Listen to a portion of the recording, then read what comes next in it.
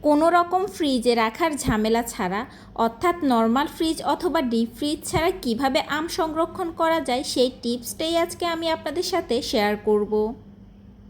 বাংলাদেশে আমের প্রচুর ফলন হয়, অনেকের গাছে প্রচুর আম ধরে, একসাথে সবগুলো আম পেকে যায়। আমগুলো সংরক্ষণ করতে পারে না, কারণ ফ্রিজে জায়গা হয় না। কিন্তু ফ্রিজ ছাড়াও আমগুলো সংরক্ষণ করা যায়। আমে সাধারণত প্রচুর ক্ষীর থাকে। দেখুন, এই আমের ক্ষীরে আমটা একেবারে ভিজা ভিজা হয়ে রয়েছে।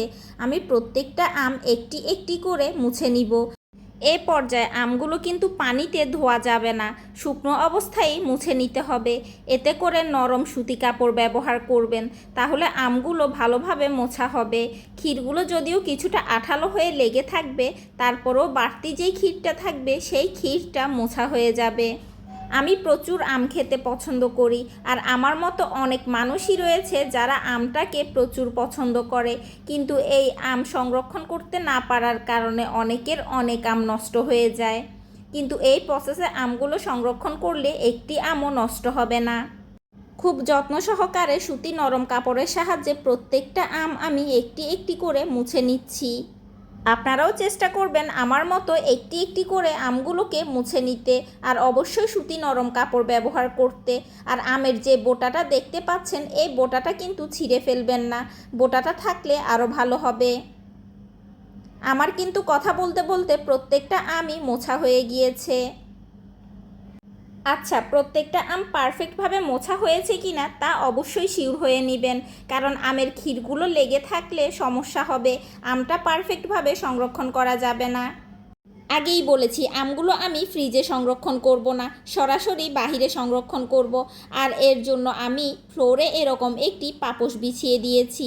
আপনাদের কাছে যদি এরকম পাপোশ না থাকে, তাহলে আপনারা চটের বস্তা অথবা অন্য যে কোনো মোটা সুতি কাপড় ব্যবহার করতে পারেন।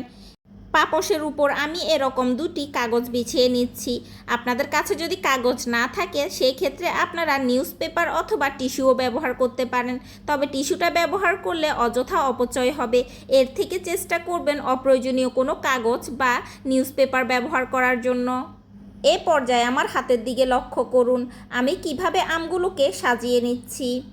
আমগুলোর উপরের অংশ অর্থাৎ বোটার অংশ উপরের দিকে দিয়ে একে একে আমগুলোকে আমি ওয়ালের সাথে হেলান দিয়ে দাঁড় করিয়ে দিচ্ছি। প্রথম লাইনের আমগুলোকে আমি একে একে ওয়ালের সাথে হেলান দিয়ে দাঁড় করিয়ে নিব। তারপরে দ্বিতীয় লাইনের আমগুলোকেও আমি প্রথম লাইনের আমগুলোর সাথে হেলান দিয়ে দাঁড় করাবো। এক্ষেত্রেও খেয়াল রাখতে হবে বোটার অংশটা যেন আমের গায়ে না লাগে, এটা যেন সরাসরি উপরের দিকে থাকে। ভালো করে লক্ষ্য করে দেখুন আমগুলোকে আমি কিভাবে সিরিয়ালে সাজিয়েছি। সবগুলো আমের বোটার অংশ কিন্তু উপরের দিকে দাঁড়া করানো, আর আমগুলোকে আমি সোজাভাবে দাঁড়া করিয়ে রেখেছি। খেয়াল করতে হবে কোনোভাবেই যেন বোটা আমের গায়ে লেগে না থাকে। আর এইভাবে আমগুলোকে যদি আপনি সংরক্ষণ করে রাখেন, এভাবে আমগুলো ফ্রিজ ছাড়া বা ডিপ ছাড়া 20 থেকে 1 মাস পর্যন্ত ভালো থাকবে। এই পজিশনে আমগুলো থাকার কারণে আমগুলো পাকতেও দেরি হবে, ধীরে ধীরে পাকবে এবং পাকলেও সহজে নষ্ট হবে না।